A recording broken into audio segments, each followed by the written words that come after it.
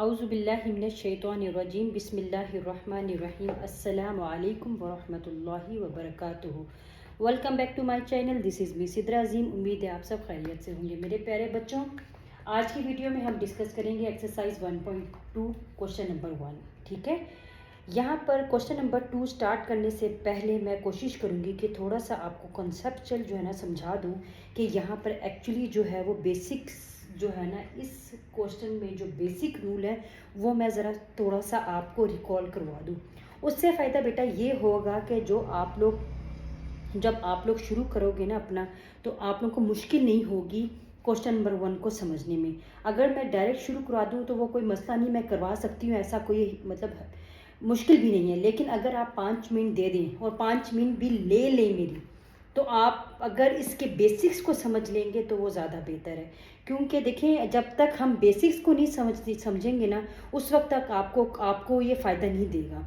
तो मेरी कोशिश यही है कि बेटा जब भी मैं अपना कोई भी ऐसा समझाने की कोशिश करूं, तो वो आप जो है ना सबसे पहले कोशिश करें कि समझ लें उसके बेसिक रूल्स को, बेसिक कॉन्सेप्ट्स को, कि बेसिकली हमें क्वेश्चन में कहा क्या जाता है। ठीक है, अच्छा, यहाँ पर हम पहले पढ़ते हैं by using the property of product and quotient rule for radicals, write each expression as a single radical and simplify। ठीक है, वो कहते हैं by using the property of product। property of product को यूज़ करना है और quotient rule for radicals, मतलब यहाँ पर product rule for radicals and quotient rule। यहाँ पे दो बात हुई है, एक हुई है product property of product rule for radicals, और दूसरी बात की उन्होंने क्वोशंट रूल फॉर रेडिकल्स। मतलब हमने इन दोनों को इस्तेमाल करते हुए जो हमारे पास क्वेश्चंस हैं उनको सिंप्लीफाई करना है। तो उनको सिंप्लीफाई करने से पहले हम थोड़ा सा कॉन्सेप्ट बेसिक समझ लें कि असल में क्या है। अच्छा, बेसिक कॉन्सेप्ट मैं आपको समझाती हूँ। इसमें बेसिक कॉन्सेप्ट बेसिकली पहले क्या है, ठीक है, पहले किस तरह से समझना है। अच्छा, बेसिक कॉन्सेप्ट में मैं आपको ये समझाना चाहूँगी कि फॉर एग्जांपल हम लेते हैं 3 स्क्वायर रूट और 5। अच्छा, यहाँ पर मैंने ये कह दिया कि 3 स्क्वायर रूट ऑफ 5, ठीक है, लेकिन ये जो साइन होता है ना, ये साइन, ये वाला साइन, सॉरी बेटा, ये वाला जो एक्चुअली साइन है ना, इस चीज़ को पहले समझना आपने कि ये जो इस साइन को हम क्या कहेंगे, इस साइन को हम कहेंगे रेडिकल साइन। ठीक है, इस साइन को हम क्या कहेंगे, रेडिकल साइन। लेकिन हम आमतौर पे इस्तेमाल कर रहे हैं स्क्वायर रूट, हम स्क्वायर रूट कहते हैं। ठीक है, लेकिन इस क्वेश्चन में आपने इसको रेडिकल साइन ही कहना है। ठीक है, और हम कोई दूसरा साइन मतलब कोई वर्ड ना इस्तेमाल करेंगे, कोशिश करेंगी मैं कि कोई मैं दूसरा वर्ड इस्तेमाल करके आपको कंफ्यूज ना करूं। लेकिन क्योंकि ज़ाहिर है यूज टू है हम लोग स्क्वायर रूट कहने पे, तो वो जाहिर सी बात है मुंह से निकल आएगा। ये रेडिकल साइन है। अच्छा, ये हमारा क्या है, 5। हमारे पास ये 5 जो है, हम इसको कहते हैं रेडिकेंड। क्या कहते हैं, रेडिकेंड। ठीक है, और ये जो 3 हमारा है, इसको हम कहेंगे इंडेक्स। ठीक है, इसको हम कहेंगे इंडेक्स। हमारे पास ये साइन जो हो गया वो रेडिकल साइन हो गया, ये 5 रेडिकेंट हो गया, और ये 3 हमारा क्या हो गया, इंडेक्स। अच्छा, यहाँ पे आपको एक और चीज़ नोट करवानी है, वो ये कि अगर आपके पास इस फॉर्म में दिया हुआ है, इस फॉर्म में, और एक और फॉर्म है आपके पास इस तरह से दिया हुआ है, ये जो होती है ये नॉन इक्वल होता है। ठीक है, ये जो होता है वो नॉन इक्वल। अब वो कैसे नॉन इक्वल होगा, इसको थोड़ा सा समझने के लिए आपने आगे क्या समझना है, इसको थोड़ा सा समझने के लिए कि ये नॉन इक्वल कैसे हमें बता रहे हैं, इसके लिए मैं आपको ना स्टेप बाय स्टेप एक चीज़ समझाती हूँ। अगर हमारे पास √5 होगा, ठीक है, तो ये हम ऐसे एज इट इज़ इसको ऐसे लिख सकते हैं। क्यों, क्योंकि हमारा जो ये रेडिकल साइन या स्क्वायर रूट होता है वो होता है 1/2। इसी वजह से हम इसको कहते हैं स्क्वायर रूट, क्योंकि स्क्वायर का मतलब होता है 2 दफ़ा कोई चीज़ मल्टीप्लाई हो रही है, 2 दफ़ा स्क्वायर। क्योंकि अगर फॉर एग्जांपल हम x इंटू एक्स करते हैं तो ये हमारे पास एक्स स्क्वायर आ जाता है, तो हम कहते हैं एक्स स्क्वायर। अगर हमारे पास ये 3 दफ़ा मल्टीप्लाई हो रही है तो हम कह देते हैं एक्स क्यूब। ऐसा ही है ना। अच्छा, यहाँ पर ये है कि हमारे पास स्क्वायर रूट, तो ये 1/2। अगर आपके पास ये चीज़ 5 इस तरह दी हुई है, तब भी हम 5 1/2 ही कहेंगे, चाहे आपके पास सिर्फ ये स्क्वायर रूट या रेडिकल साइन लगा हो, या सिर्फ हमारे पास ये 2 पे दिया, तो हम दोनों को सेम लिखेंगे। ठीक है, अगर इससे मज़ीद आपके पास आए ये 3 5, तो हम इसको लिखेंगे 5 स्क्वायर रूट हटा के 1/3, ठीक है, ऐसे लिखेंगे। आपने इस चीज़ को समझना है कि चाहे हम ऐसे लिखें चाहे हम ऐसे लिखें, बात एक ही है, लेकिन ये जो चीज़ है और ये जो चीज़ है वो एक नहीं है, क्योंकि this represent your square root and this is represent, it's mean this is multiply, ये आपस में प्रोडक्ट हो रहा है, मल्टीप्लाई हो रहा है, इसलिए हम इसको नहीं लिख सकते, ठीक है। मज़ीद आगे जाते हैं, हमारे पास हम अब हम किसकी तरफ मूव करते हैं, प्रोडक्ट और क्वेश्चन रूल की तरफ। सबसे पहले मैं बात करूंगी प्रोडक्ट रूल फॉर रेडिकल्स। अच्छा, इसमें हमने क्या बात करनी, इसमें हम क्या बात करेंगे, इसमें हम ये बात करेंगे कि हम जो रूल्स हैं, प्रोडक्ट रूल्स, जो रेडिकल्स में प्रोडक्ट रूल्स हैं, हम उसको डिस्कस करेंगे। सबसे पहले वो कैसे, अगर मैं एग्जांपल ले लूँ √b, ठीक है। अच्छा, इससे पहले मैं स्टार्ट करने से पहले मैं आपको एक और बात बताती चलूँ कि मैंने जो ये जो मैंने अब आपको एग्जांपल्स ले रही हूँ ना, ये सारी की सारी एग्जांपल्स मैंने आपकी बुक से ली है, ठीक है। आपकी जो न्यू बुक है, आपकी इसकी क्या नाम है, मैथ्स की जो नेशनल बुक फाउंडेशन जो न्यू आई है, ये मैंने एग्जांपल्स वहीं से उठाई हैं, ठीक है। ये मैं कोई एग्जांपल अपनी तरफ से नहीं समझा रही। अगर आप मज़ीद इसको क्लियर करना चाहते हैं तो मैं आपके सामने पेज नंबर 15 आप खोलिएगा, ठीक है। ये मैं आपको कोशिश करूँगी दिखाने के लिए। This is your page number 15 और एंड सी रेडिकल एंड रेडिकेंस। यहाँ सारी जो है ना आपको कॉन्सेप्ट दिए हुए होंगे, हर चीज़ का जो है ना आपको दिया है। यहाँ से आपने इस कॉन्सेप्ट को अगर नहीं भी समझ आए क्लियरली, जो है आप इस पेज नंबर को ओपन करके और इससे फ़ायदा उठा सकते हैं। मैंने कोई भी एग्जाम्पल अपनी तरफ से नहीं दी, जो सारी एग्जाम्पल्स है ना मैं वो यही आपकी बुक से ले रही हूँ और बुक से लेके कोशिश कर रही हूँ कि बुक की एग्जाम्पल से उठाऊँ। जैसे ये एग्जाम्पल अब मैं आपको समझाने लगूंगी, कोशिश ये कर रही हूँ कि बुक से ही लूँ आपकी एग्जाम्पल्स ताकि आपको ज़्यादा क्लियर हो। और ये आपकी एक्सरसाइज है, ठीक है। तो आप पेज नंबर आप ओपन कर सकते हैं 15 और 15 से लेके एक्सरसाइज से पहले जितने भी पेज नंबर हैं वो आप देख सकते हैं और उसको भी आप गो थ्रू हो सकते हैं। उसके बाद आपको खुद ही पता चल जाएगा कि ये हमारा सेम एग्जाम्पल्स हैं, ठीक है। ये मैंने आपको शो करवाई है बुक, ठीक है, सिर्फ इसी वजह से ताकि आप कंफ्यूज ना हो। अच्छा, अब हम समझते हैं प्रोडक्ट रूल ऑफ रेडिकल्स। अब आपको तो पता है जब हम या तो हम प्रोडक्ट के लिए ये वाला साइन अलजेब्रा में यूज़ करते हैं क्रॉस का, या तो हम डॉट वाला साइन। अगर फॉर एग्जांपल 2 क्रॉस 2 भी लिखेंगे तब भी वो 4 आएगा और 2.2 भी लिखेंगे तब भी वो 4 ही आएगा। अलजेब्रा में हमारे पास ऐसे ही है, ठीक है।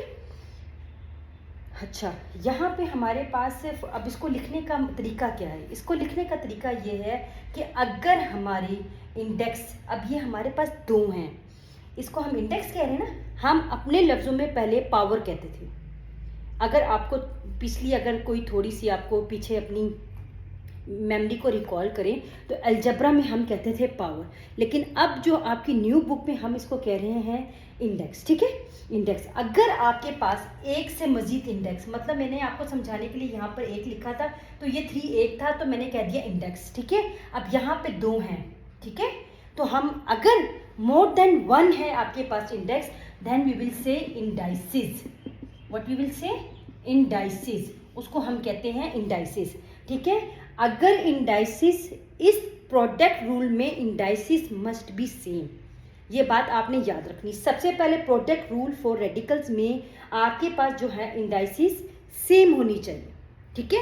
ये चीज़ आपने याद रखनी है। जब हम क्वेश्चन करेंगे मैं फिर रिपीट करूंगी कि मैं बताऊंगी कि जब मैं आपको बेसिक समझा रही थी तो मैंने ये बात की थी कि जब हमारे पास इंडाइसिस सेम होते हैं तब हम प्रोडक्ट रूल अप्लाई कर सकते हैं। अगर इंडाइसिस सेम नहीं है then we will not apply the product rule, ठीक है। अब यहाँ पर हमारे पास इंडाइसिस सेम है, then we will write this only 1 index, ठीक है, indice, and then A B we will write like this. अब इसी के साथ मैं आपको एग्जाम्पल अब कोट करने लगी हूँ ताकि आप लोगों को ज़्यादा समझ आ जाए। एग्जाम्पल मैं लिखने लगी हूँ यहाँ पर। फॉर एग्जाम्पल यहाँ पर 5√6 और 5√8, ठीक है। अब इंडाइसिस सेम है, मैंने आपसे बात की थी हम 1 लिखेंगे, उसके बाद रेडिकल साइन और अंदर के जो हमारे पास रेडिकेंस हैं उनको आपस में हम मल्टीप्लाई कर लेंगे।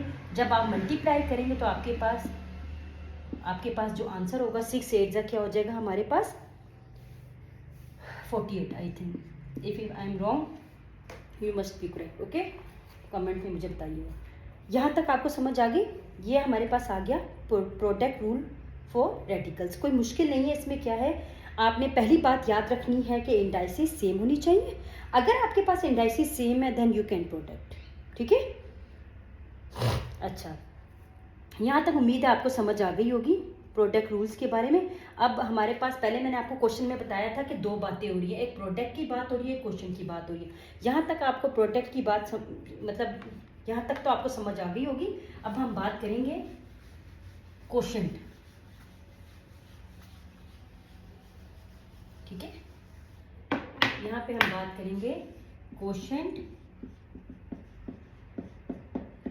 Rule for radicals.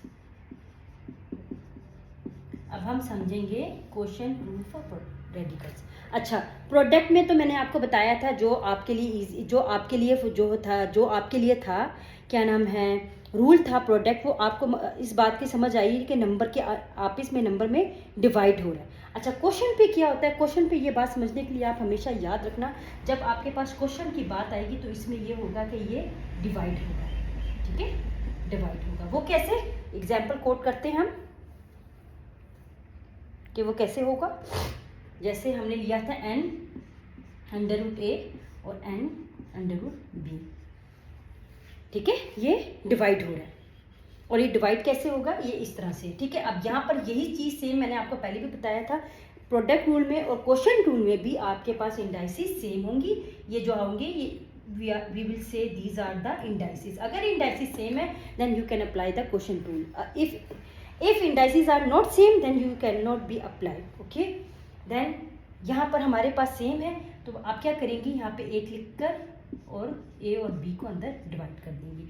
Example coat करते हैं समझाने के लिए ताकि आपको मज़ीद समझ आ जाए। एग्जाम्पल मैं कोट करने लगी हूँ। यहाँ पर मैं इंडाइस ले लेती हूँ 2 और अंदर क्वेश्चन मेरा 5 हो जाएगा। यहाँ पे 2√6 कह देती हूँ मैं, ठीक है। और इसको लिखने का तरीका क्या होगा कि हमारे पास 2 और 5 और 6, मुश्किल नहीं है, बहुत आसान है। अगर आपको नहीं भी समझ आई तो फिर दोबारा जाएं, मेरी वीडियो रिपीट करें और फिर अच्छी तरह जूम करके इसको अच्छी तरह जूम करके समझें, तो इंशाल्लाह उम्मीद है कि आपको समझ आएगी। मेरी कोशिश यही है कि मैं बहुत आसान लफ्ज़ इस्तेमाल करूं, क्योंकि जितने मैं आसान लफ्ज़ इस्तेमाल करूंगी उतने ही आपको समझ आएगी, तो मेरी कोशिश यही है। अब हम चलते हैं अपने क्वेश्चंस की तरफ, पहले पार्ट की तरफ। पहला पार्ट हमारे पास है इस वक्त, इसको मैं इरेज कर देती हूँ। मुझे उम्मीद आपको समझ आई होगी। अब हम चलते हैं पहले पार्ट की तरफ, ठीक है। पहला पार्ट हमारे पास क्या है? अब हमारे पास पहले पार्ट में आ जाता है under root, this is your small and this.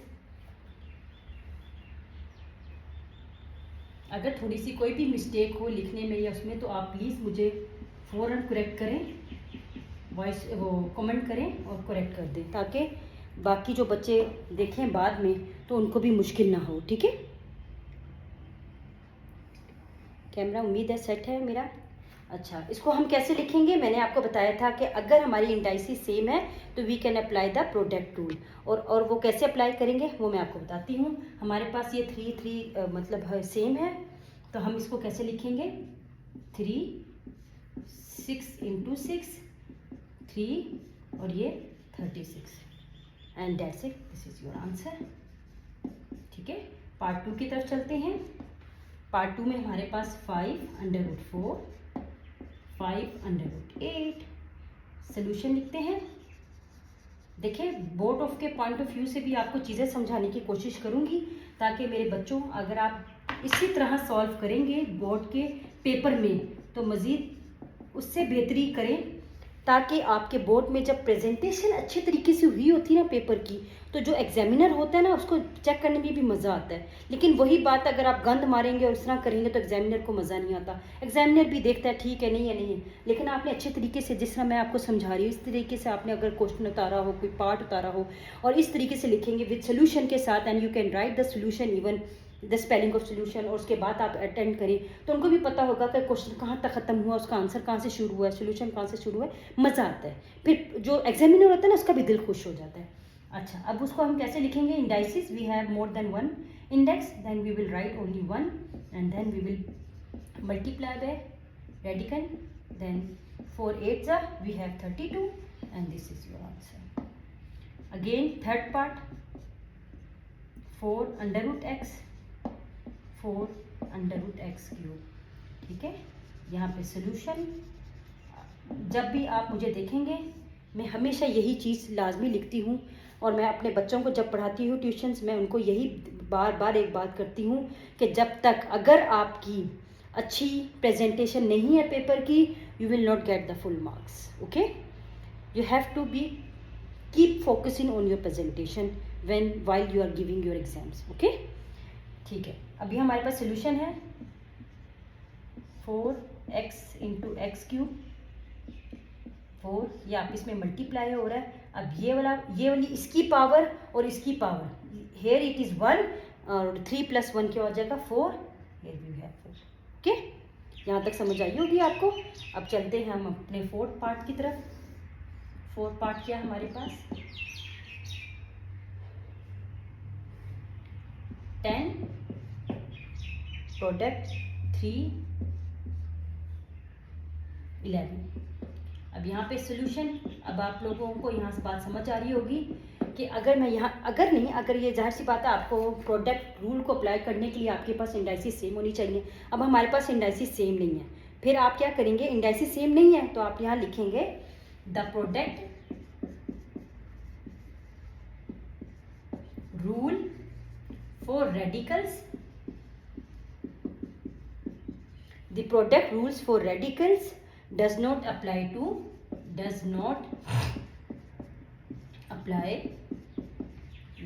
apply because the indices are not same, because the indices are not same। आपको इस लाइन की रट्टा मारने की ज़रूरत नहीं, you can use the another line also. आप बिल्कुल लिख सकते हैं, ये भी लिख सकते हैं कि indices are not same, indices are not same, you can use the product rule, that's it. ज़रूरी नहीं है कि मैंने अगर इतनी लंबी लाइन्स लिखी हैं तो बेटा आप भी वही लिखो और आप लोग परेशान हो, ऐसा बिल्कुल नहीं। चलिए मूव होते हैं अपने फिफ्थ पार्ट की तरफ। हमारे पास फिफ्थ पार्ट आ जाता है 4 √ x 7, 4 √ x 5। सोल्यूशन हमारे पास क्या है? सोल्यूशन हमारे पास है 4x 7 / x 5। इसको मज़ीद हम सॉल्व करेंगे, वो कैसे? 4 हमारे पास ये जो है ये सेम है तो हम पावर्स को आपस में माइनस कर लेंगे। जब हमारे पास, एक बात याद रखना, डिवाइड में होता है तो वो माइनस हो जाता है, और अगर हमारे पास फॉर एग्जांपल इस तरह प्रोडक्ट में दिया होता है तो वो हमारे पास प्लस हो जाता है। अगर डिवाइड में दिया है इस तरह तो याद रखना जो आपस में पावर्स हैं वो माइनस हो जाती हैं, प्रोडक्ट में प्लस होती हैं और डिवीजन में माइनस हो जाती हैं। तो हम मज़ीद सॉल्व करेंगे तो यह आ जाएगा x² and this is your answer. ठीक है, 5 पार्ट कर लिए हमने, 5 पार्ट। अब हम 6 पार्ट की तरफ मूव करेंगे। ये मैं इरेज कर देती हूँ, अगर अभी तक आपका मेरे साथ साथ कंप्लीट नहीं हुआ you can pause the video and complete your assignment. Okay, that would be better, क्योंकि हो सकता है मेरी स्पीड थोड़ी सी ज़्यादा हो। चलिए 6 पार्ट की तरफ मूव करते हैं, और 6 पार्ट में हमारे पास आ जाता है पहला 5000 / 3 √ 5। अब यहाँ पे सोल्यूशन है, सोल्यूशन में आपके पास क्या है? Again indices are same, then we will apply the quotient rule. आपको बताया था जब हमारे पास डिवाइड का साइन आ रहा होता है तो वो हमारा क्वोशिएंट रूल बन जाता है, और अगर हमारे पास आपस में मल्टीप्लायर होता है तो वो हमारा प्रोडक्ट का बन जाता है। और अगर मज़ीद हम देखें तो यहाँ पे हमारे पास आंसर जो आ जाता है वो है, इसको डिवाइड करें तो ये 1, तो हमारे पास आंसर आ जाएगा 1000। ठीक है, this is your 6th and then move forward for 7th 500 to 5 solution to 500 divided by 5. Again we will divide this 1, you have 100 and this is your answer. बहुत आसान है, बहुत ही आसान है, कोई इतना मुश्किल नहीं है और मुझे उम्मीद है कि आप लोगों को भी मुश्किल नहीं लगेगी। अब हम आगे मूव करते हैं अपने 8th क्वेश्चन की तरफ। 8th क्वेश्चन हमारे पास 2√10, 3√7। यहाँ पे सॉल्यूशन लिखेंगे क्योंकि बार बार वही बात, प्रेजेंटेशन अच्छी होगी। तो अच्छा, यहाँ पर आप देख लें कि इंडाइसिस सेम नहीं है, और जब हमारे पास इंडाइसिस नहीं सेम तो हम क्या लिखेंगे, the quotient rule for radicals does not apply because the indices are not same. I think you got it. समझ आ गई होगी आपको 8th पार्ट की, क्योंकि इंडाइसिस सेम नहीं है तो हम इसको सॉल्व नहीं कर सकते। ये आपका क्वेश्चन नंबर 1 कंप्लीट हो गया। अब हम चलते हैं क्वेश्चन नंबर 2 की तरफ। अब तक हमने क्वेश्चन नंबर 1 किया था एक्सरसाइज 1.2 का, तो चलिए अब शुरू करते हैं हम question number 2।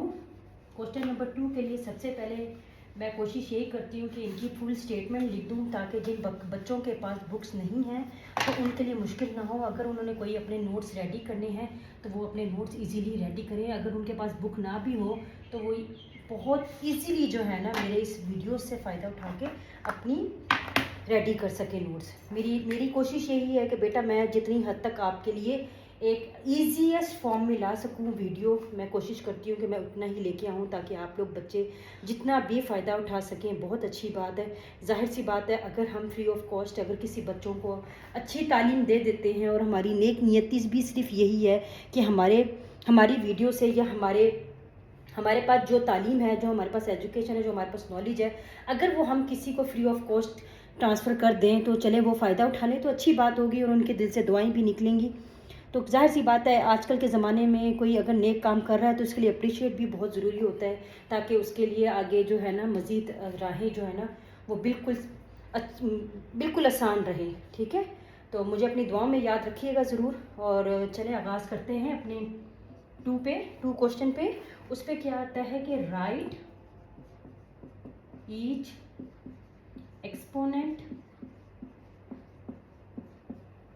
exponential expression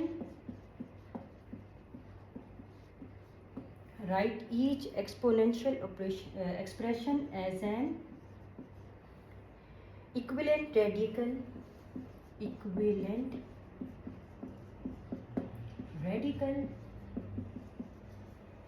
radical expression and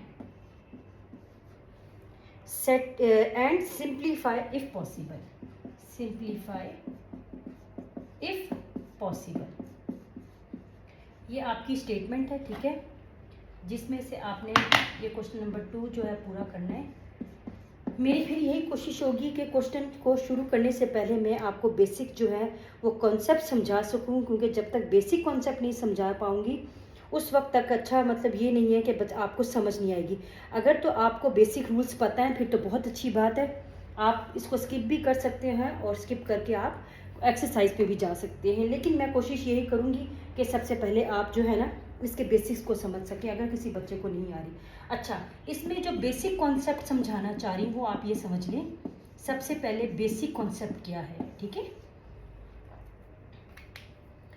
basic concept में मैंने आपको समझाना चाह रही हूँ कि एक्सपोनेंशियल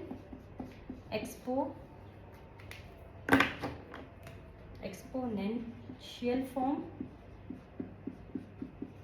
इसमें एक्सपोनेंशियल फॉर्म कौन सी होती है और रेडिकल फॉर्म कौन सी होती है, ठीक है।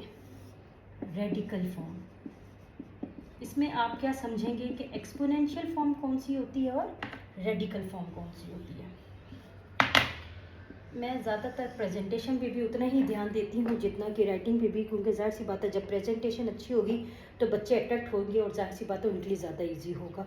अच्छा, फॉर एग्ज़ाम्पल यहाँ से मैं कोई एग्ज़ाम्पल यहाँ लिख देती हूँ, ठीक है। अगर हम ये ले लें कि असल में बेसिकली हम इसको क्या कहते हैं, ये 2 जो होता है वो हमारा बेस होता है, ठीक है। ये बेस होता है, ये मैंने पिछले क्वेश्चन नंबर 1 में भी समझाया आपको। और जो ये है ये हम इसको कहेंगे पावर, लेकिन ठीक है। यहाँ पर अगर ये एक्सपोनेंशियल फॉर्म में ऐसे लिखा हुआ है तो इसको हम बेस कहते हैं, उसको पावर कहते हैं, ठीक है। और अगर इसी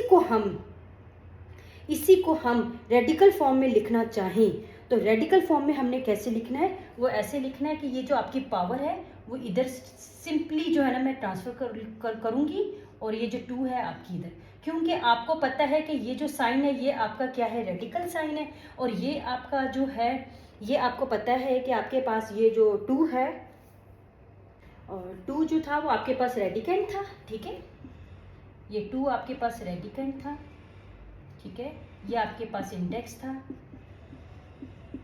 और ये आपके पास रेडिकल साइन था, ठीक है। ये आपको अंदाज़ा होगा कि ये मैंने ये सारी चीज़ें आपको बताई हैं क्वेश्चन नंबर 1 में, तो मुझे उम्मीद है कि आपको याद होगा। ये जो आपका 2 है वो रेडिकेंट बन जाता है आपका, ठीक है। और ये आपका इंडेक्स है। एक्सपोनेंशियल फॉर्म में हम ऐसे लिखते हैं और रेडिकल फॉर्म में ऐसे लिखते हैं। मज़ीद इसकी एग्जांपल कोट करते हैं जब, ताकि आपको अच्छी तरह समझ आ जाए। फॉर एग्जांपल √2 मैंने लिखा हो ऐसे रेडिकल फॉर्म में, ठीक है।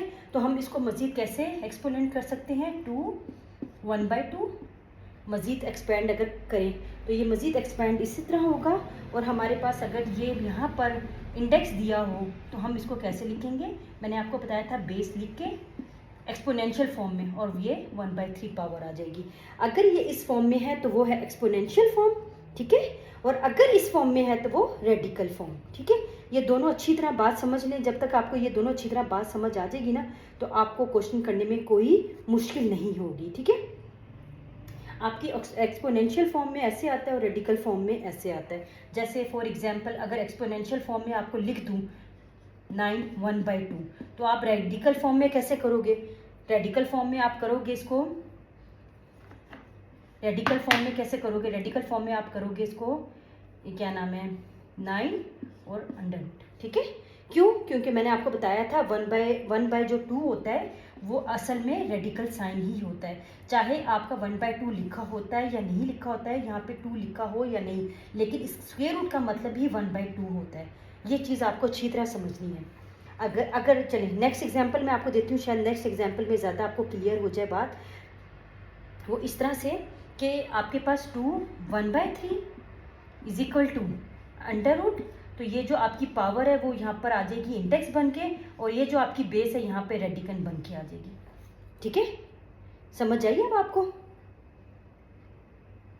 मुझे उम्मीद है। चले एक और एग्जांपल ले लेते हैं, चलें कोई बात नहीं, फिर मैं शुरू कर लेती हूँ।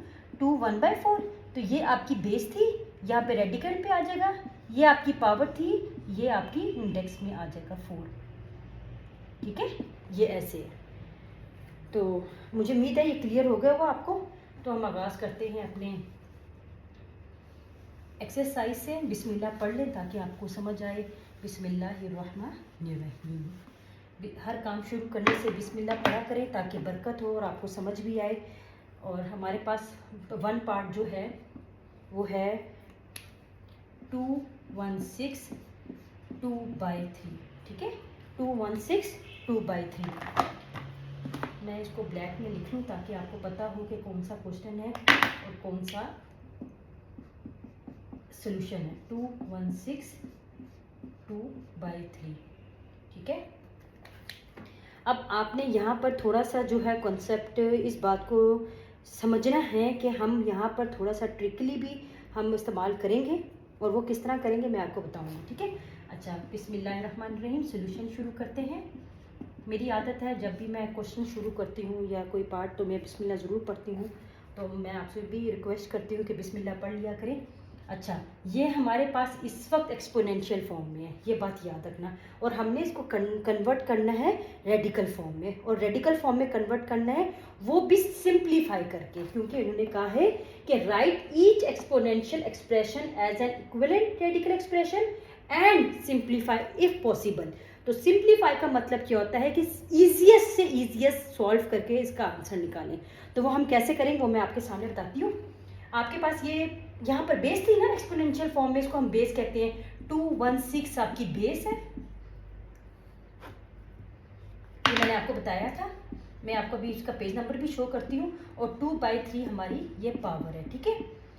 अच्छा, शुरू करने से पहले ना मैं आपको बता देती हूँ कि आपका जो चैप्टर है ना, ये देखिए, अगर आप जाएं, ये आपको नज़र आ रहा होगा, अगर आप जाएं पेज नंबर 15 पे, तो ये देख लें रेडिकल एंड रेडिकेंड्स, ठीक है। आपके सामने स्क्वायर रूट, आपके सामने प्रिंसिपल, डेफिनेशंस, उसके बाद एग्जांपल दी हैं जो मैंने अभी आपको कोट करवाई कि रेडिकल फॉर्म में उसको इंडेक्स, रेडिकल फॉर्म में लिखा हो तो इंडेक्स क्या होता है, रेडिकेंड क्या होता है, ये सारी एग्जांपल है। फिर उन्होंने आपको की फैक्ट्स भी बताए हुए हैं, ठीक है। उसके बाद प्रॉपर्टीज़ आ जाती हैं जो मैंने आपको समझाई थी, प्रोडक्ट और कोशेंट, ठीक है। आहिस्ता मजीद अगर आप नीचे जाते रहें तो ये देखिए एक्सपोनेंट और बेस, ये base and exponent, law of exponent, जो अभी हम क्वेश्चन नंबर 2 कर रहे हैं, ठीक है। तो ये आप यहाँ से, अगर मेरी बात समझ नहीं भी आ रही होगी तो बेटा कोशिश करें कि अपना चैप्टर खोलें और चैप्टर को सामने रखें, तो पहले इसको पढ़ लें और फिर मेरा अगर वीडियो देखेंगे ना तो मजीद आपको क्लियर हो जाएगी। मुझे उम्मीद है कि मजीद आपको क्लियर हो जाएगी, कोई इतना मुश्किल नहीं है। यहाँ पर देखें डेफिनेशन बताई हुई है कि आपकी डेफिनेशन में आपका असल में क्या क्या है, एक्सपोनेंट और वो, और यहाँ पे एग्जांपल्स भी दिए हैं। देखिए मैं कोशिश कर रही थी, जो मैं 9 इस्तेमाल किया जो मैंने, वो मैं कोशिश कर रही थी कि मैं वही इस्तेमाल करूँ जो आपको ईजीएस्ट भी लगे, क्योंकि जाहिर सी बात है आपको समझाने के लिए मैंने वही कोट किए हैं एग्जांपल्स जो आपको समझ आए। यहाँ से आपकी एक्सरसाइज 1.2 शुरू हो जाएगी, ठीक है। चलिए हम भी शुरू करते हैं अपनी एक्सरसाइज 1.2 की तरफ, और हम 2 क्वेश्चन कर रहे हैं। और 2 क्वेश्चन में हमारे पास, मैंने आपको दिखा दिया, इसको रेडिकल फॉर्म में करना है। तो रेडिकल फॉर्म में हमारे पास क्या आ जाएगा, ये 216 इधर आ जाएगा, ठीक है। और ये इसको अगर सिंप्लीफाई करके लिखूं तो ये ऐसे भी लिखा होता है। तो ये 2 स्क्वायर इधर रहेगा और ये जो 1/3 है वो 3 इधर आ जाएगा, ठीक है। तो इसका मतलब ये है कि हमारा ये स्क्वायर रूट जो है ना, इसको आपने करना है, मजीद सॉल्व करना है, ठीक है। और वो कैसे करना है वो मैं आपको बता रही हूँ। अब हम ना 216 को हमने सिंप्लीफाई करना है, वो कैसे करना है वो हमें पता ही है कि हमने कैसे करना है, एलसीएम के थ्रू से। 216 ये 2 के टेबल से जाया करेंगे तो 216 108 आ जाएगा, और 2 जो आ जाएगा वो 54 आ जाएगा, और यही 2 अगर हम 2 के टेबल से करेंगे तो 27 आ जाएगा, और 2 के टेबल में 27 नहीं तो 3 का टेबल इस्तेमाल करेंगे, और 3 में ये 9 पे जाता है, फिर 3 अगेन तो ये 3 पे जाएगा, 3 3 1 पे चला जाएगा, ठीक है। और अगर हम इनको आपस में मल्टीप्लाई करें, ठीक है, तो हमारे पास ये ऐसे एज इट इज़ आ जाएगा इंडाइसिस। तो हमारे पास 2 जो है वो 3 दफ़ा आया है, 3 दफ़ा लिख लेंगे, और 3 हमारे पास 3 दफ़ा आया, ठीक है। ये हम ऐसे लिखेंगे।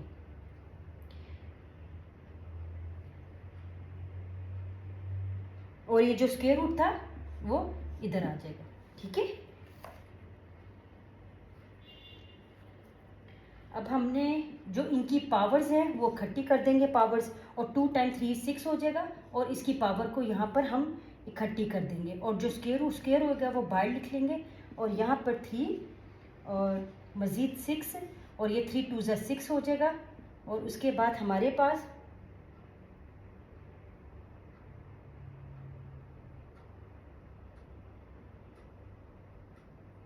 इसको अगर मैं मज़ीद आपको एक्सपेंड करना चाहूँ तो एक वर्क मैं कर देती हूँ कि ये देखिए, अगर फॉर एग्जांपल हम इसको इस तरह करें और मल्टीप्लाई पे 1/3 करें तो ये 2 2 से कट जाएगा, और यहाँ पर हमारे पास आ जाएगा 6 स्क्वायर, तो इसका मतलब 36, ठीक है।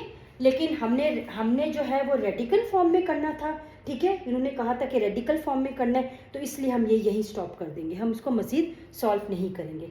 मुझे उम्मीद आपको समझ आई होगी। अगर नहीं भी समझ आई तो बेटा वेट करें और नेक्स्ट पार्ट देखें, फिर थर्ड पार्ट देखें, फोर्थ पार्ट देखें, मज़ीद आपको क्लियर होती रहेगी। अगर पहला क्वेश्चन नहीं भी समझ आया तो इसलिए परेशान मत हुई, अभी पहला पार्ट किया, कोई मसला नहीं है, ज़रूरी नहीं है कि पहला पार्ट किया तो आपको समझ आएगी, ठीक है। तो इसी तरह ही होता है, आप इंतज़ार करते रहें। अच्छा, कुछ जो टीचर्स हैं वो सॉल्व करा रहे हैं सिंपली टोटली, ये इस तरह आंसर जिस तरह मैंने निकाला है, और कुछ टीचर हैं वो इस तरह करवा रहे हैं। क्योंकि जाहिर सी बात है वो कहते हैं कि एंड पे जो उन्होंने कहा था कि सिंप्लीफाई भी करना है, लेकिन ये मज़ीद अगर आपने क्लियर करना है तो अपनी टीचर से आप क्लियर कर सकते हैं कि वो कहाँ तक किस स्टेप तक जाएंगे, ठीक है। तो वही जो जो टीचर सर हैं आपके, ये मैडम हैं, तो उनसे पूछ लें, वो ज़्यादा बेहतर है। क्योंकि देखिए मैं अपने बच्चों को जिस तरह पढ़ा रही हूँ, मैं उसी तरह मैं आपको भी समझा रही हूँ, क्योंकि मैंने इनको यही तरीका समझाया कि बेटा हमने रेडिकल फॉर्म में एक्सप्रेशन में लिखना था तो हम इस तरह ही लिख सकते हैं, लेकिन मज़ीद ये भी हो सकता है कि शायद आपकी टीचर्स जो है वो डिफरेंट करवाएं। तो आप उनसे पूछ लीजिएगा, जैसे आपको बेहतर लगे आप कर लीजिएगा, क्योंकि समझाया तो मैंने एंड तक ही है आप लोगों को। तो चलिए खैर, हम पार्ट 2 की तरफ जाते हैं। पार्ट 2 हमारे पास आ जाता है 29 1/2। इसका सलूशन लिखते हैं हम। हमारे पास क्या होगा, सलूशन पे आते हैं हम, ठीक है। और हम सलूशन पे सबसे पहले इसको हमने करना है किस रेडिकल फॉर्म में। तो हमारे पास रेडिकल बेस जो होगी वो रेडिकल भी आ जाएगी, और यहाँ पे हमारी जो पावर है वो इंडेक्स में आ जाएगा, और हम इस तरह लिख लेंगे। और इस तरह से ये हमारे पास, अगर हम इसको मज़ीद करें, क्योंकि 29 और अंडर रूट तक लिख लें तो ज़्यादा बेहतर है, क्योंकि 2 का मतलब भी अंडर रूट ही होता है। तो ये आपका रेडिकल फॉर्म में हो गया, तो ये आपका आंसर है, ठीक है। नेक्स्ट 3 1/32 और 1/5, ठीक है।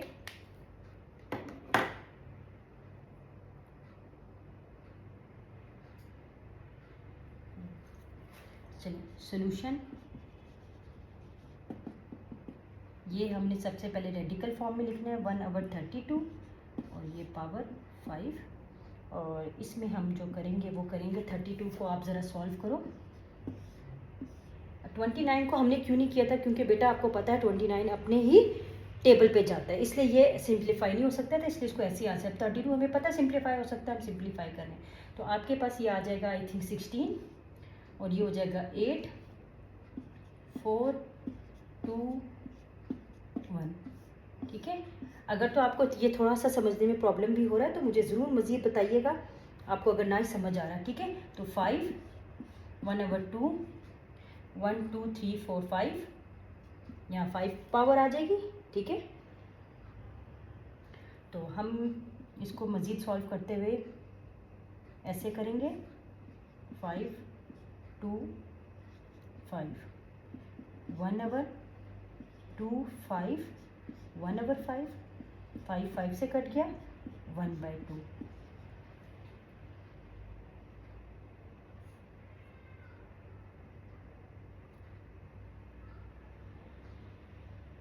मैं फिर आपसे ये बात कर रही हूँ कि यहाँ तक हमारा जो था वो यहाँ तक सॉल्व हो रहा था, ठीक है, यहाँ तक। लेकिन मैंने आप लोगों को इसलिए आगे कर दिया, सिंप्लीफाई करवा दिया, क्योंकि हो सकता है आपकी टीचर सिंप्लीफाई तक आ जाए, ठीक है, वरना यहाँ तक आपका आंसर बिल्कुल सही हो सकता है, ठीक है।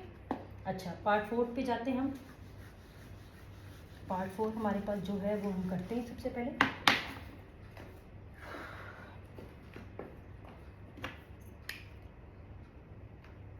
पार्ट 4 आ जाता है हमारे पास 216 - 2/3, ठीक है। अब यहाँ पे हमने समझना है, सबसे पहले हमने क्या करना है, इस माइनस को ख़त्म करना है। और आपको पता है कि हमारे पास अगर किसी की पावर में माइनस हो तो हम उसको कैसे ख़त्म करेंगे, डिवाइड करके। अगर आपको याद हो क्वेश्चन नंबर 2 में मैंने आपको क्वेश्चन नंबर 1 में समझाया था कि आपके पास अगर नेगेटिव में आता है या पॉजिटिव में आता है, तो अगर हमने उसका ख़त्म करना हो तो या मल्टीप्लिकेशन कर लें या आप डिवाइड कर लें। तो इसी तरह हम करेंगे। इसकी सबसे पहले हम इसका जो है ना, जो नेगेटिव साइन है वो ख़त्म करेंगे। नेगेटिव साइन मैंने आपके सामने ख़त्म किया, इसके साथ ही हम इसको सॉल्व करेंगे, रेडिकल फॉर्म में लिखेंगे। 216, 2 ऊपर रहेगा और 3 इधर रह जाएगा, ठीक है।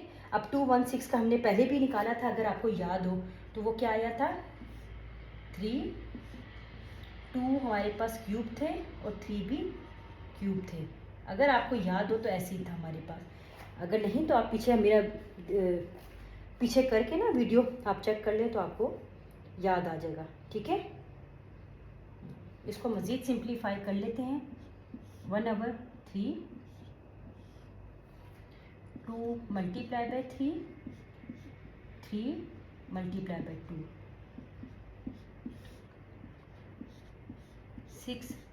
6 मैंने आपको मज़ीद समझाने के लिए बताया था कि 6 मल्टीप्लाई बाई 1/3 और 3 को 6 से काटा 2, तो ये 1/6 का होल स्क्वायर और ये आ जाएगा आंसर 1/36।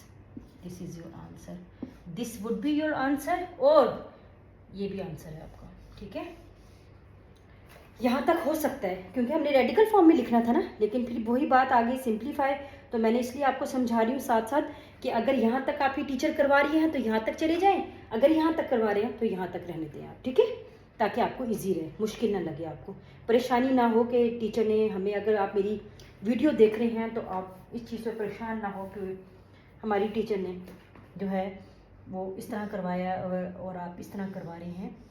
जहाँ तक आपका रेडिकल सिंप्लीफाई हो सकता है उस तक चले जाएं, और जहाँ तक नहीं हो रहा तो उसको छोड़ दें आप।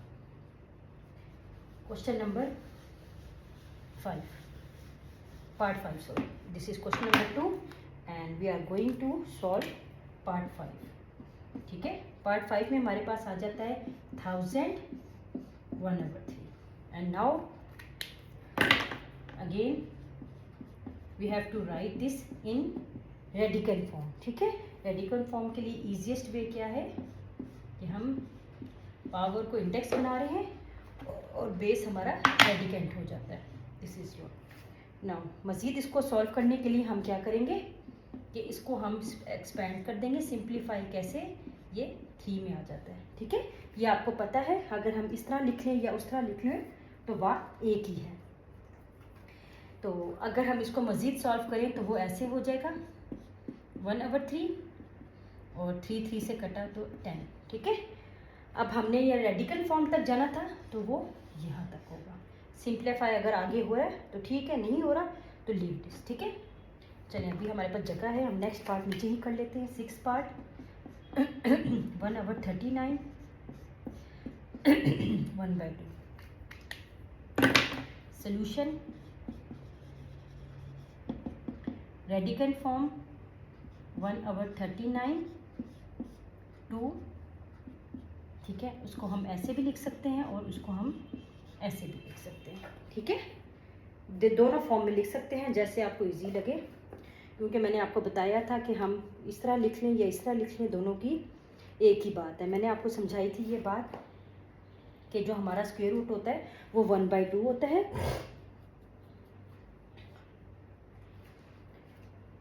और अगर इसको और मज़ीद आपने सिंप्लीफाई करना है तो वो ऐसे लिख सकते हैं। ठीक है, क्योंकि आपको पता है कि 1 को स्क्वायर रूट करें, स्क्वायर करें, जैसे मर्ज़ी करें, वो 1 जो है वो 1 ही रहेगा, उसमें कोई भी फ़र्क नहीं आता। ठीक है, तो यहाँ तक हमारा क्वेश्चन नंबर 2 होता है। अब चलते हैं हम क्वेश्चन नंबर 3 की तरफ, साथ में क्वेश्चन नंबर 3 भी सॉल्व करते हैं।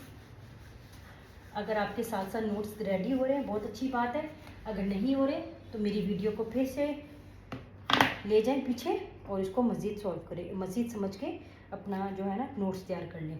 क्वेश्चन नंबर 3 में आपके पास आ जाता है right each radical expression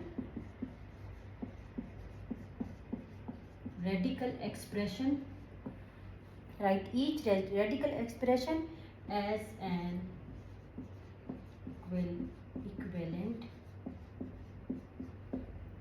equivalent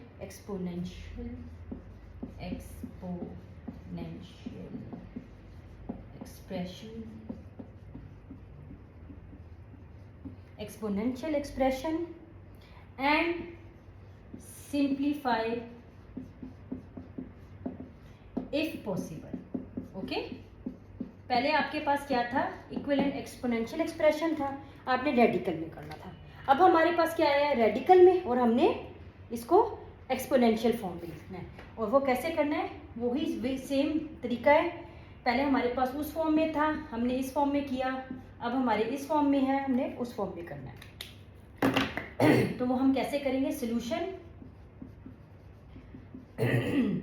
sorry, ये आपके पास जो रेडिकेंट था, ये इंडेक्स था, वो पावर हो जाएगी। ठीक है, और आपके पास जो स्क्वायर रूट था वो स्क्वायर में ही रहेगा, ठीक है। इसको मज़ीद कैसे सॉल्व करेंगे, 2/3 आ जाएगा and this is your answer, simple. Next part 4, 10, 8। Solution कैसे, जो आपका रेडिकन वो बेस बन जाएगा, जो इंडेक्स था वो पावर बन जाएगी एंड दिस इज योर 8। तो 10, 8/4, 10, 4 के टेबल में 8, 2 ये और ये 100, दैट्स इट। उम्मीद है समझ आ रही होगी आपको। बहुत इजी है बेटा, कोई मुश्किल नहीं है इसमें, ना तो कोई इतना एक्सप्लेन करने की ज़रूरत है क्योंकि बहुत ज़्यादा ईजीएस्ट वे है। एक्सपोनेंशियल वगैरह ये चीज़ें पहले भी पढ़ी हुई हैं, लेकिन थोड़ा सा ज़ाहिर है इतना अरसा आपने 5-6 महीने फारिग रहे हैं तो नहीं समझ आती बच्चों को, अक्सर बच्चे कॉन्सेप्ट भी भूल जाते हैं। तो इसी वजह से क्वेश्चन शुरू करने से पहले मैंने कोशिश की थी कि बेसिक सारी समझा दूँ, रूल्स और कॉन्सेप्ट, ताकि बच्चों को मुश्किल ना हो। अब यहाँ पर आपके पास नेगेटिव में आता है, सबसे पहले हम सॉल्व करेंगे, उसके बाद हम इसको देखेंगे कैसे। ये 6 1/3 सॉरी, माइनस 6/3, तो ये हो जाएगा 6 और 2, ठीक है। और ये आपके पास आ जाएगा -36। और आपके पास फोर्थ पार्ट आ रहा है। फोर्थ पार्ट क्या है, 3/6 और ये 6। सोल्यूशन, ठीक है। सोल्यूशन में क्या आ जाता है हमारे पास, हमने 6 1/3, this is 6 6/3, 6 square and this is your 36, simple, ठीक है। चलिए जगह ख़त्म हो गई है, अब मैं इरेज करने लगी हूँ, ठीक है। अगर नहीं समझ, मतलब आपको अगर मुश्किल हुआ है, नोट्स नहीं कंप्लीट हुए, तो मेरी वीडियो पॉज कर लें इसी वक्त और सारा नोट कर लें, फिर प्ले कर देंगे, ठीक है। अब हमारा नेक्स्ट पार्ट है, कोशिश यही कर रही हूँ बेटा, इसी जो है वीडियो में एक्सरसाइज 1.2 आपको फिनिश करवा दूँ, क्योंकि बेटा जितनी जल्दी मैं करवाऊँगी उतना जल्दी आपका भी सिलेबस कवर होगा। जाहिर सी बात है, बार बार रिपीट करेंगे तो इंशाल्लाह अच्छे नंबर भी आ जाएंगे। सोल्यूशन 5 माइनस आएगा 1/3 और उसका स्क्वायर, -5 2/3 और ये आपका आंसर। पार्ट 6 में -4 10 8।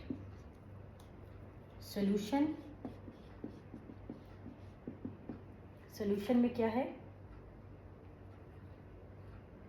इसमें हम क्या करेंगे, -10 1/4 और ये 8, -10 8/4, -10 4 के टेबल में 2 और -100, डेट्स इट। यहाँ तक था, आई थिंक कोई मुश्किल भी नहीं है, बहुत आसान है। अगर कोई चीज़ ऐसी आपको जो हो लगे कि नहीं समझ आ रहा, तो आप प्लीज़ मुझे कमेंट पे ज़रूर बताएं। दोबारा समझाने में मैं कभी भी ऐसा नहीं करूँगी कि मैं कहूँ कि आपको मैं नहीं समझाऊँगी वो। अगर आप कमेंट करेंगे, really I would like this, कि आपको समझ आ रहा है, और मेरी खुशी इसी में होगी कि मेरे बच्चों को समझ आ रहा है। बस मैं आप लोगों के लिए ही कोशिश कर रही हूँ, जितनी भी कोशिश कर रही हूँ, जो खड़े होके इतने इतने घंटे वीडियोस बनाऊंगी और सब कुछ करूँगी, वो just for you guys. Use, अब क्वेश्चन नंबर 4 की तरफ करते हैं। यूज़ द प्रॉपर्टीज ऑफ, क्योंकि इतनी लंबी लंबी लाइनें लिखने का सिर्फ मकसद ही यही है बेटा, कि मैं चाहती हूँ कि आप लोग जो है ना, अगर बुक्स नहीं भी है ना, तो आप लोग फ़ायदा उठाओ मेरे इस वीडियोस का। To simplify each of the following assume that all variable represent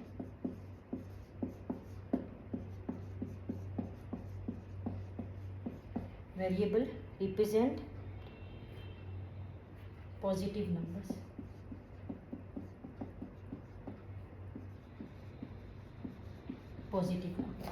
ठीक है, और write all result with positive exponent. Right all number with positive. अच्छा चलें, आपके पास पार्ट 1 है. पार्ट 1 16 1/5, 16 1/4, 16 -3/10. तो ये आपका क्वेश्चन है. ठीक है. अच्छा, यहाँ पर प्रॉपर्टीज ऑफ एक्सपोनेंट्स का क्या मतलब होता है. यहाँ पर उन्होंने कहा है कि use the properties of exponents to simplify each of the following. Assume that all variable represent positive numbers. इसके एंड पे जो बात लिखी हुई थी वो ये थी कि right all results with positive exponent. मतलब इसका कि जो आपका एंड में आंसर आएगा ना वो पॉजिटिव होना चाहिए. ठीक है. अच्छा, यहाँ पर ये बात प्रॉपर्टीज ऑफ एक्सपोनेंट्स की बात क्या है. प्रॉपर्टीज ऑफ एक्सपोनेंट की बात ये है कि ये जो आपकी बेस है ना, ये बेस, अगर बेस सेम है, इफ बेस सेम, अगर आपके पास बेस सेम है तो ये जो पावर्स हैं आप इसमें ये प्लस हो जाएंगी, ऐड हो जाएंगी. ठीक है, यू कैन से ऐड. अगर आपके पास बेस सेम है तो जो पावर्स है वो ऐड हो जाएंगी. ऑब्वियसली नीचे वाली तो आपको पता है कि वो तो नेगेटिव ही होती हैं. ये बात तो जाहिर सी बात है, सबको ही पता है कि आपके पास डिवीजन में कोई भी पावर हो या चाहे वो प्लस हो तो वो माइनस में हो जाती है, जो माइनस में वो प्लस में हो जाती है. तो खैर एनीवेज ये सॉल्व करते हुए मैं आपको बताती जाऊँगी और ताकि आपको और क्लियर होता रहे. ठीक है. जितना मैं इंशाल्लाह आपको एक्सप्लेन करूँगी उतना ही कोशिश ये करूँगी कि क्वेश्चन को समझाते समझाते आपको और मज़ीद क्लियर हो जाए ये बात. अच्छा, यहाँ पर हम क्या करेंगे. अब हम यहाँ पे हमने करना क्या है, यहाँ पर ये करना है कि हमारे पास बेस सेम है तो हम इनकी पावर्स को आपस में ऐड कर लेते हैं. ये भी एक प्रॉपर्टीज़ ऑफ एक्सपोनेंट है कि जब बेस सेम होती है तो उनकी जो पावर्स है वो ऐड हो जाती हैं and that is known as properties of exponents. ठीक है. अब हमारे पास ये जो डिवीजन में लिखा है वो हम ऊपर ले आएंगे 1/5 प्लस 1/4. तो ये आपके पास नेगेटिव था और ये हम ले आएंगे पॉजिटिव. वो नेगेटिव था वो पॉजिटिव हो जाएगा. अब हमने सबसे पहले हम पावर को सॉल्व करते हैं. और पावर को हम कैसे सॉल्व करेंगे ये मैं आपको रफ वर्क में करके दिखाती हूँ. ठीक है. ये हमारा रफ वर्क है, इसमें करके सबसे पहले हम पावर्स लिख लेते हैं. इस पावर्स को सॉल्व करने के लिए सबसे पहले जो हमारे पास डिनोमिनेटर में लिखा होता है उनका हम एलसीएम लेंगे. ठीक है. अब इसका एलसीएम लेंगे इसी तरह. सबसे पहले हम 2 से इसको डिवाइड करेंगे. 5 नहीं जाता तो ऐसे लिख लेंगे. ये 2 है, ये 5 है, अगेन 2, 5 1 5 5 1 1. ठीक है. अब आपके पास ये आ जाएगा 2 2 ज़ा 4 और 4 5 ज़ा 20. इसका मतलब ये जो एलसीएम लेने के बाद आपके पास ये 20 आ जाएगा. 20 अब 5 के टेबल में 20 कहाँ जाता है 4 पे, तो 4 मल्टीप्लाई बाय 1 इज 4. यहाँ पे 5 तो 1 टाइम 5 इज 5. ये 2 पे तो ये मल्टीप्लाई 2 से होगा तो 6 हो जाएगा. तो हमारे पास ये आ जाएगा और तो ये हमारे पास 15/20 आ जाएगा. ठीक है. इसका मतलब ये है कि आपके पास ये पावर आपने अलग से जो सॉल्व की थी वो आपके पास 15/20 में आ गया. ठीक है. अब 15/20 इसको मज़ीद हम सिंप्लीफाई कैसे करेंगे. मज़ीद सिंप्लीफाई ऐसे करेंगे कि अगर हम ये देखें तो दोनों 5 के टेबल पे आराम से जा रहे हैं. और कैसे जा रहे हैं कि ये 15 जो है ये 3 पे और ये 4 पे, तो 16 हो जाएगा 3/4. ठीक है. अब हमारे पास अगर हम देखें तो इस 16 को हम मज़ीद सॉल्व करें अगर सिंप्लीफाई तो वो ऐसे कर सकते हैं कि 16 को हम एलसीएम लें तो क्या आ जाएगा, ये सॉरी 8 का 4 और 2 का 2 और 1, तो ये क्या आ जाएगा 1 2 3 4, तो इसका मतलब 2 4, ठीक है। तो ये आ जाएगा 2 4 3/4, 4 4 से कटा 2 3, तो इसकी पावर 2 3 हो जाएगी। और जब इसकी पावर 2 3 हो जाएगी तो उसको जब हम मल्टीप्लाई करेंगे 2 को 3 टाइम्स, तो ये आ जाएगा 2 2 ज़ा 4 4 2 ज़ा 8, दैट इज़ योर आंसर। अभी पहला पार्ट हुआ है, मैं फिर कह रही हूँ, अगर नहीं समझ आई तो परेशान मत हुए, आगे मज़ीद हम अगला पार्ट करते हैं तो इंशाल्लाह और क्लियर हो जाएगा, ठीक है।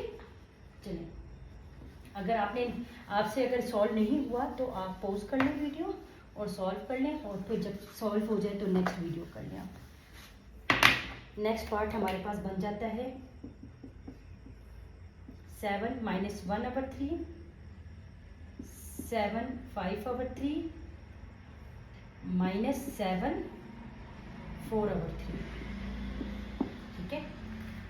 अब सॉल्व करते हैं इसको।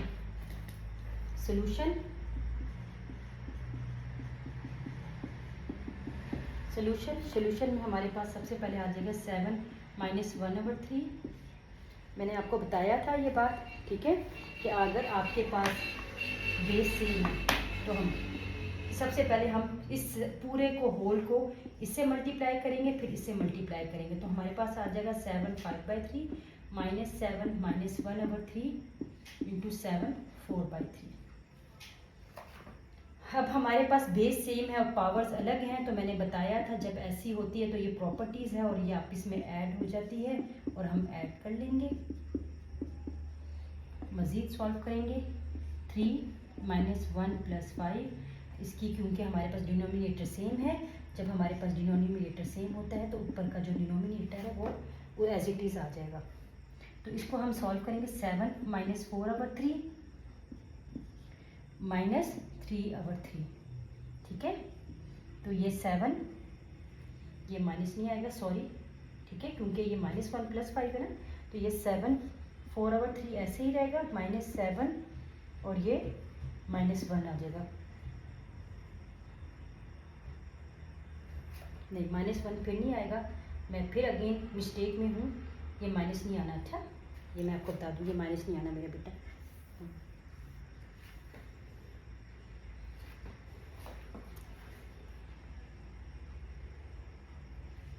अब इसको सॉल्व करने के लिए मैं क्या करूँगी, इसको सॉल्व करने के लिए अगर मैं आपको बताऊँ कि थोड़ा सा हमने कॉन्सेप्ट जो है ना वो करना है, इसको पता है मैं कैसे सॉल्व करूँगी। अब आप बिल्कुल ध्यान से देखिएगा, 7 4/3 है, ठीक है। अगर मैं कहूँ कि मैं इसको ऐसे लिख लूँ तो ये गलत नहीं है। वो क्यों नहीं गलत, मैं आपको समझाती हूँ। जब हमारे पास पावर में कुछ नहीं लिखा होता तो वो पावर 1 ही होती है। और अभी हमने प्रॉपर्टीज़ में क्या बताया था कि जो प्रॉपर्टीज़ है एक्सपोनेंट्स की, प्रॉपर्टीज़ क्या है कि अगर बेस हमारे पास सेम होती है, अगर बेस, तो ये जो पावर्स है ना ये ऐड हो जाएंगी, और ये जब पावर्स ऐड करें तो हमारे पास क्या आ जाएगा, 3 1 ज़ा 3 + 1 3, तो 4/3, मतलब ये सेम हो जाएगी। तो मैं इसकी बजाय अगर ये भी लिख लूँ तो कोई हर्ज नहीं है, क्योंकि सिंप्लीफाई करना है ना, तो सिंप्लीफाई करने के लिए हमने अपने तरीके अपनाने हैं ताकि सिंप्लीफाई हो सके। तो अब अगर मैं ये ऐसे लिख लूँ 1/3, तो इसमें मुझे लगता है कोई प्रॉब्लम नहीं है, ठीक है। और मुझे उम्मीद है आपको ये समझ आई होगी। तो यहाँ से हम 7 कॉमन लेंगे, 7 1/3 और -7, ठीक है, -1, and this is your answer, ठीक है। मुझे उम्मीद है आपको समझ आई होगी। अगर नहीं भी समझ आई तो मैं थोड़ा सा अगेन एक्सप्लेन कर देती हूँ कि आपके पास 7, यहाँ पर आपके पास ये जो 7 - 1/3 ये मल्टीप्लाई हो रहा था, तो उसको कुछ सूरत हाल समझ नहीं आ रही थी कि कैसे सॉल्व करना है। तो इसको हम मैजिक तरीके से अपने ही दिमाग से लड़ाएंगे और बात को सोचेंगे कि इसको हम इसे मल्टीप्लाई कर लेंगे तो हमारे पास बेसिस सेम हो जाएंगी। और हमें पता है कि एक्सपोनेंट की प्रॉपर्टी ये है कि अगर बेस सेम हो तो हम इसकी पावर्स को ऐड कर सकते हैं, पावर्स को ऐड करके और हम सॉल्व कर लेंगे, दैट्स इट, यही था बस। अब हम क्वेश्चन नंबर 3 की तरफ जाते हैं। Question number 3, part number 3, question 4 का पार्ट नंबर 3। यहाँ पर हमारे पास 2 2/3 मल्टीप्लाई 2 1/7 एंड 2 1/2। ठीक है, कैसे करेंगे अब हम ये करेंगे। अब हमारे पास बेस सेम है, यहाँ पे लिखते हैं सोल्यूशन। अब हमारे पास बेस सेम है, तो जब हमारे पास बेस सेम होती है तो हम इनकी पावर को ऐड कर लेते हैं। चलें, और ये 2 1/2। अब हमारे पास ये नीचे है, तो अगर हम इसको यहाँ ऊपर लिखेंगे तो वो -1/2 हो जाएगा। और यहाँ पे वही क्वेश्चन नंबर 1 की तरह सबसे पहले मैं इनके पावर को सॉल्व करूँगी। वो कैसे सॉल्व करूँगी, इनका आपस में एलसीएम लेके। यहाँ पे एलसीएम लेते हैं 3 7 2 2। सबसे पहले छोटा सा नंबर जो है एलसीएम में सॉल्व होता है, ये आपको भी पता है। हम सबसे पहले छोटे नंबर से शुरुआत करते हैं, उसके बाद फिर हम एलसीएम करते हैं। 2 3 ज़ा 6 एंड 6 7 ज़ा 42। तो ये 42 आ गया। अब 3 के टेबल में 42 कहाँ जाता है? अब 3 के टेबल में 42 हमारे पास जाता है 14 में। ठीक है, और इस 14 को इस 2 से मल्टीप्लाई करना पड़ेगा।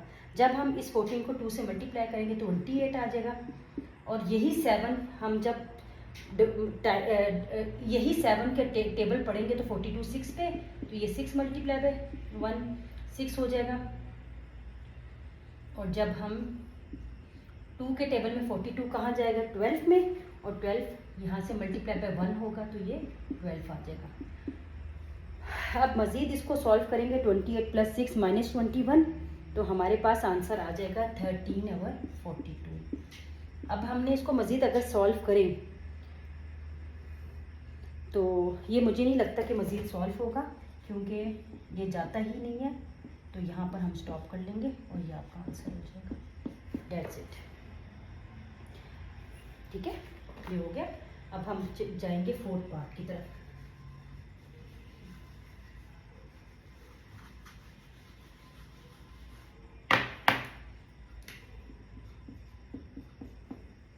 Three -1/2 multiply by 3 1/2 3 1/2। यहाँ से सॉल्यूशन करेंगे।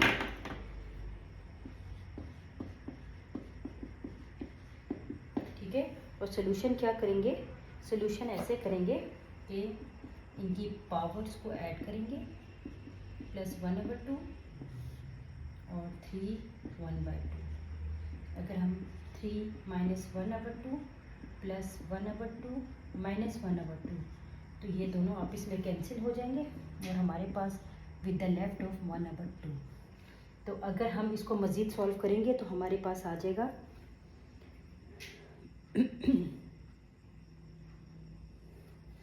1/3 1/2 ये। ठीक है, दैट्स इट। अब हम चलते हैं 5th पार्ट की तरफ। 5th पार्ट हमारे पास क्या है? 36 1/2 प्रोडक्ट 6 1/2 8 1/2 27 1/2 और पावर 3। ठीक है, इस तरह से दिया हुआ हमें। और हम इसको सॉल्व कैसे करेंगे? आपके सामने मैं अब सॉल्व करने लगी हूँ।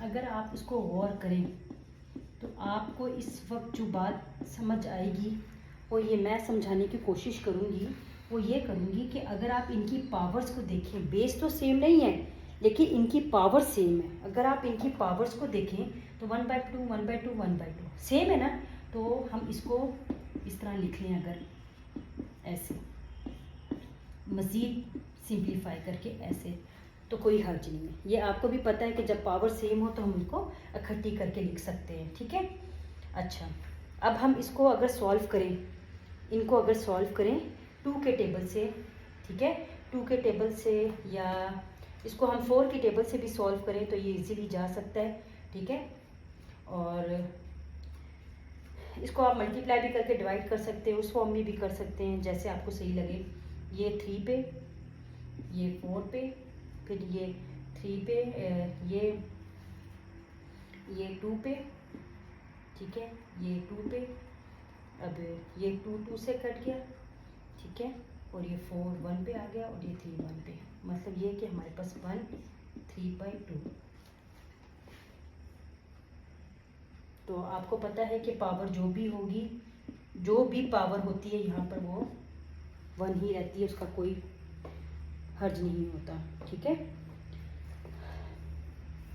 ये बहुत आसान तरीका था, जो मुझे समझ आया वो मैंने आपको बता दिया।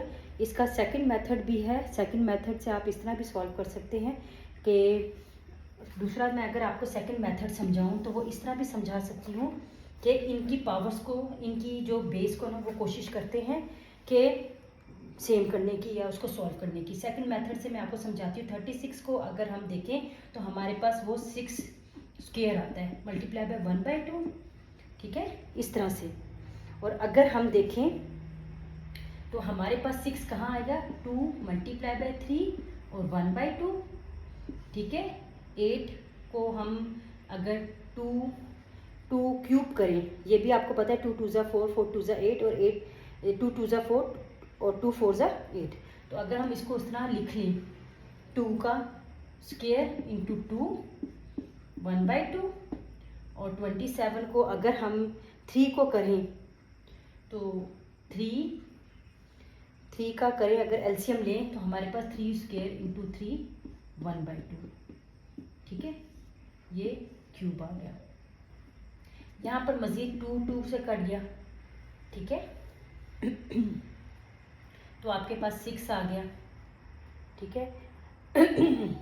अब यहाँ पर आप लिख लें 2 1/2 और 3 1/2। अब यहाँ 2 इसको सॉल्व करें 1/2 के साथ, और ये 2 1/2, 3 2 1/2, क्योंकि पावर्स को अंदर मल्टीप्लाई कर रहे हैं हम बेस के साथ। तो ये 2 2 से कट गया, ये 2 2 से कट गया, ये वाला 2 इससे कट गया, ये वाला इससे कट गया, और यहाँ पे ऊपर रह गया 6, और एक ये 2 रह गया, और एक ये 3 रह गया। तो आपके पास क्या आया, 6/6, और ये था। दोनों मेथड से मैंने आपको समझा दिया बेटा, और दोनों मेथड से आपको जो इजी लगे आप वो कर लें, ठीक है। आपको जैसा भी इजी लगे वो आप कर लें, कोई ऐसा मसला नहीं है, क्योंकि जाहिर सी बात है बेटा, मेरी कोशिश यही होगी कि जिस तरह आपको इजी फॉर्म में समझा सकूं उसी इजी फॉर्म में समझाऊं। ये पावर लिखना भूल गई थी मैं, ये पावर थी, चलो शुक्र है मुझे याद आ गया, मैंने आपको बता दिया। अगर इस 1 को हम 1 से मल्टीप्लाई बाय 1 करें तो ये 1 हो जाता है, दैट्स इट, ठीक है। उम्मीद करती हूँ आपको मेरे ये वाला मेथड भी समझ आया होगा और ये वाला मेथड भी समझ आया होगा। अगर नहीं समझ आया तो दोबारा से कोशिश करें कि पीछे करें वीडियो और दोबारा से गौर से करें, तो इंशाल्लाह समझ आ जाएगा आपको, ठीक है। अब 6 पार्ट पे जाते हैं हम।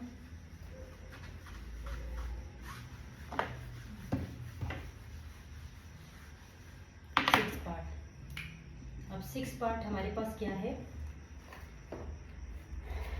2 1 8 7, A5, B17 and A12, B3 और 1/7, ठीक है। कोशिश कर रही हूँ थोड़ा सा बड़ा ही लिखूँ ताकि मेरे बच्चों को नज़र आए भी और मेरे बच्चों को सही तरह समझ भी आए। ये सोल्यूशन है हमारा, स्टार्ट विद सोल्यूशन, बिस्मिल्लाहिर्रहमानिर्रहीम। ये थोड़ा सा मुझे इसलिए मुश्किल लग रहा है, इसलिए मैंने बिस्मिल्लाह पढ़ ली। मुझे तो समझ आ जाएगी, लेकिन मेरे प्यारे बच्चों को समझ आ जाए, मेरी बिस्मिल्लाह की ऐसी बरकत हो कि मेरे प्यारे बच्चों को समझ आ जाए। तो सबसे पहले 2 1 8 7 को हमने सॉल्व करना है। 2 1 8 7 इसका एलसीएम लेना है सबसे पहले हमने, और वो कैसे लेंगे वो मैं आपके सामने बताती हूँ। अगर हम उसको 3 पे डिवाइड करें इस एलसीएम को, तो हमारे पास 7 2 9, फिर 3 पे जाएं, फिर ये हमारे पास आ जाएगा 2 4 3, ठीक है। फिर अगेन 3, तो ये हो जाएगा 81, और 81 में अगेन 3 करेंगे तो हमारे पास ये आ जाएगा 27, फिर अगेन 3, फिर ये आ जाएगा 9, अगेन 3 3 1, ठीक है। ये अब देखिए 1 2 3 4 5 6 7 आ गया ना, 7 हमारे पास। इसको हमने सॉल्व किया तो यहाँ पे आ जाएगा 3 7, हमारे पास ये आ गया। अब हमारे पास इसकी बेस सेम है, अगर इन दोनों की बेस देखें तो हम इनको आपस में माइनस कर लेंगे क्योंकि माइनस हो रहा है, और b 17 माइनस 3 और 1/7। ये मैंने नेक्स्ट स्टेप में करना था लेकिन मैंने इधर ही कर दिया, ठीक है, ताकि आप लोगों को समझ आ जाए। अच्छा, अब इनकी आगे से जो पावर्स है ना वो अंदर मल्टीप्लाई कर देती हूँ। मल्टीप्लाई 5 माइनस 12 क्या हो जाएगा,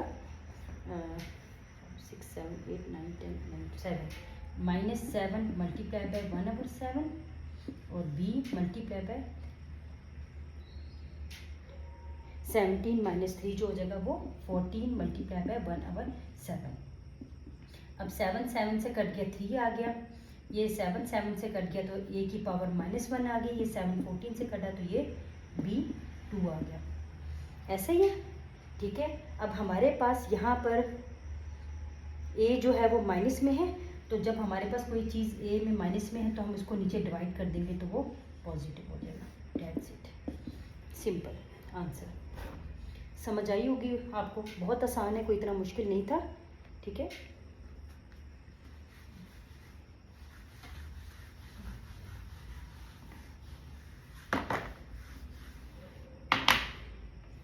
चलो 7 पार्ट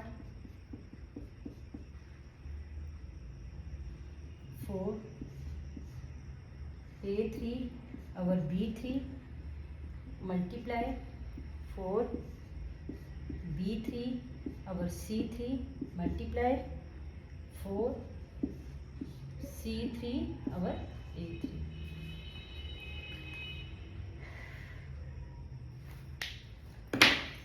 अब यहाँ पर आपके पास प्रॉपर्टी है इनकी, जो इसको यहाँ पर वैसे तो इंडेक्स ही कह रहे हैं, इंडेक्स सेम है तो आप इनको मल्टीप्लाई कर सकते हैं आप इसमें एक अंडरस्कोर पे, ठीक है। वो कैसे, वो ऐसे a3 divide by b3 multiply by b3 divided by c3 multiply by c3 divided by a3, ठीक है।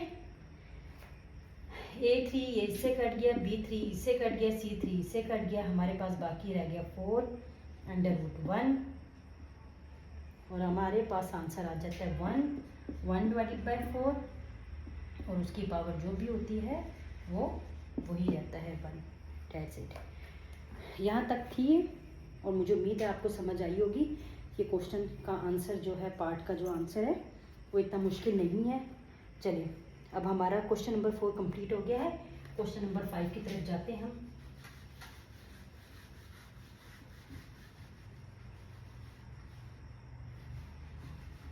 ये क्वेश्चन नंबर 5 है, use suitable laws, use suitable laws, use suitable laws of exponents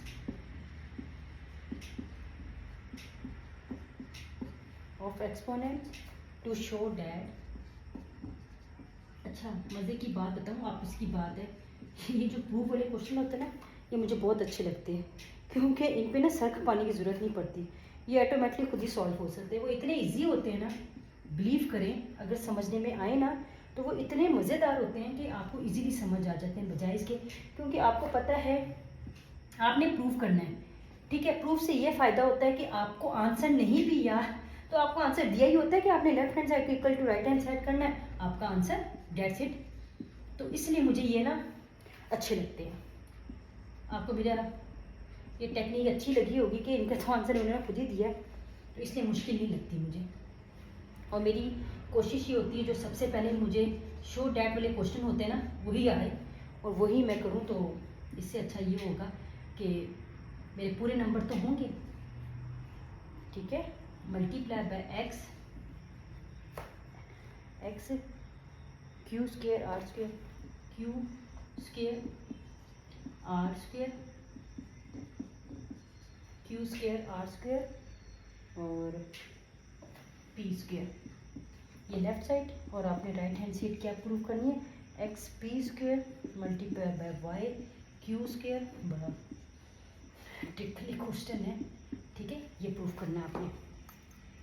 तो चलिए हम लेफ्ट हैंड साइड लेते हैं, ठीक है। Left hand side solution starting from our left hand side, you can write over here left hand side, ताकि पता चले कि हम राइट हैंड साइड करें x Q P plus Q. Again लिख रही हूँ इसलिए कि ताकि आपको इजी रहे बेटा, ताकि कोई मिस्टेक ना हो। लिखना भी आसान नहीं है, लेकिन एनी हाउ अपने बच्चों के लिए तो लिखना पड़ता है। R plus P multiply by x Q का square multiply by Y R का square multiply by Z P का स्क्वायर लिखा गया। चलिए अब हमारे पास ये पावर, हमारे पास यहाँ पर अगर देखा जाए तो बेस सेम है, तो पावर्स आपस में माइनस हो जाएंगी। Multiply Y Q minus R Q plus R Z R minus P R plus P multiply by x Q का square multiply by Y R का square multiply by Z P का square. तो आपके पास ये आ जाएगा x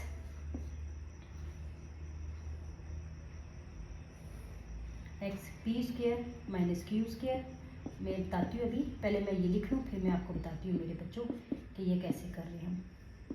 are square minus P का square X Q square multiply by Y R का square multiply by Z P का स्क्वायर। यहाँ पर जो लगा है वो है ए माइनस बी और ए प्लस बी, और आपके पास याद होगा ए माइनस बी और ए प्लस बी, इसको अगर हम सॉल्व करेंगे तो हमारे पास आता है ए स्क्वायर माइनस बी स्क्वायर। तो हमारे पास फॉर्मूला हम वही अप्लाई करेंगे, अप्लाई करते हुए इसको सॉल्व करेंगे, ठीक है।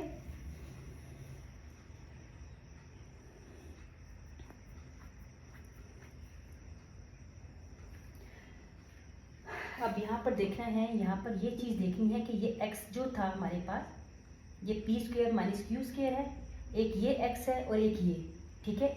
इसकी बेस सेम है तो हम इनकी पावर्स को ऐड कर देंगे, ठीक है। ये प्रॉपर्टीज़ अभी मैंने आपको समझाई है, प्रॉपर्टीज़ ऑफ एक्सपोनेंट था कि जिनकी बेस सेम हो तो उनकी पावर्स को हम ऐड कर लेते हैं। Q square minus r square plus r square multiply by z are square minus p square plus p square. तो ये कट जाएगा आपस में इनके पावर्स में, तो ये रह जाएगा हमारे पास X P square plus Y Q square plus Z are square. अगर आप देखा जाए तो हमारे पास left hand side is equal to right hand side का आंसर आ गया। This is your left hand side और next right hand side. That's it. तो ये ख़त्म हो गया, ठीक है। और यहाँ पर आपकी एक्सरसाइज कंप्लीट हो जाती है। टोटल जो थे वो क्वेश्चन 5 थे और ये 5 हमने कर लिए। और मुझे कैसे समझ आएगी, जाहिर सी बात है जब आप कमेंट करेंगे, लाइक करेंगे, मुझे इसी 2 वे से पता चलता रहता है कि आपको मेरा बताया हुआ जो तरीका है, जो मेरा बताया हुआ टीचिंग मेथड है, वो टीचिंग मेथड से ही मुझे आइडिया हो जाता है कि मेरे बच्चों को ये समझ आ भी रही है नहीं, क्योंकि जब तक आप कमेंट नहीं करेंगे, लाइक नहीं करेंगे, मुझे पता नहीं चलेगा। तो और जो अगर मेरे चैनल पर न्यू है तो प्लीज़ इस चैनल को सब्सक्राइब कर लें और बेल आइकन पे क्लिक भी कर लें। मैं आपको बता देती हूँ मेरे चैनल का नाम है मैथ गुरु, ठीक है, 2387। इसको सब्सक्राइब भी कर लें और बेल आइकन पे क्लिक भी कर लें ताकि आगे मज़ीद आपको वीडियोस मिलती रहे, अपडेट मिलती रहे। तब तक के लिए अल्लाह हाफिज़।